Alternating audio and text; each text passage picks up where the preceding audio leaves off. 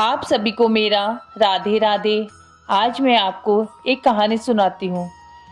कहानी है कि भाग्य का लिखा कभी नहीं मिटता, जो भाग्य में है वह होकर रहेगा। तो इसी बीच मैं आपको एक कबूतर की और एक यमराज की कहानी सुनाती हूँ। एक समय की बात है कि एक बहुत ही सुंदर और घने वन में एक कबूतर अकेला रहता था। उसी वन में एक बार भगवान विष्णु साधना करने के लिए आए। भगवान विष्णु को साधना करता हुआ देखकर कबूतर उनके पास जाकर बैठ जाता है। जब भगवान विष्णु साधना से आंखें खोलते हैं तो वे देखते हैं कि उनके सामने एक बहुत ही सुंदर कबूतर बैठा हुआ है। तो वे कबूतर से पूछते हैं, तुम यहाँ क्या कर रहे हो? तब कबूतर कहता है कि आपको यहाँ देखकर मुझे बहुत अच्छा लगा। यहाँ दूर दूर तक कोई पशु पक्षी नहीं है, मैं अकेला ही यहाँ वहाँ भटकता रहता हूँ।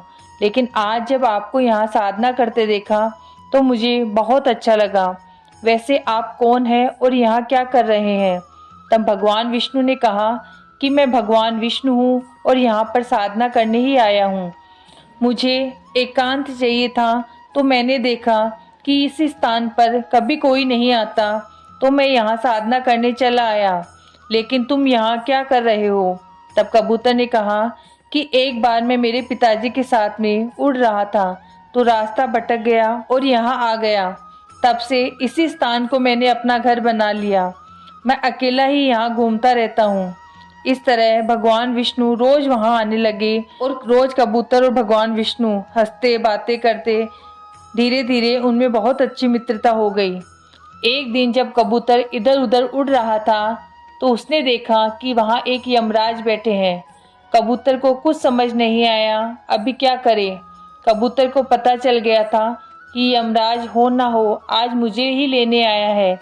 तब वह बहुत घबरा गया।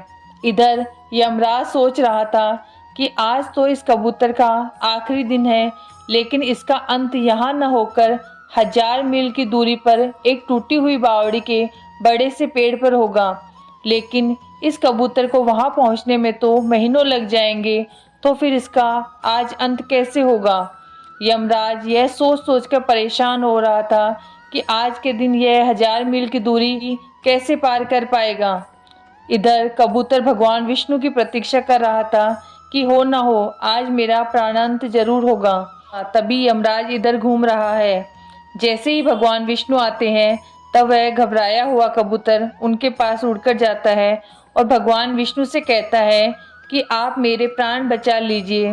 तब भगवान विष्णु कहते हैं कि तुम्हें क्या हुआ और तुम ऐसा क्यों बोल रहे हो?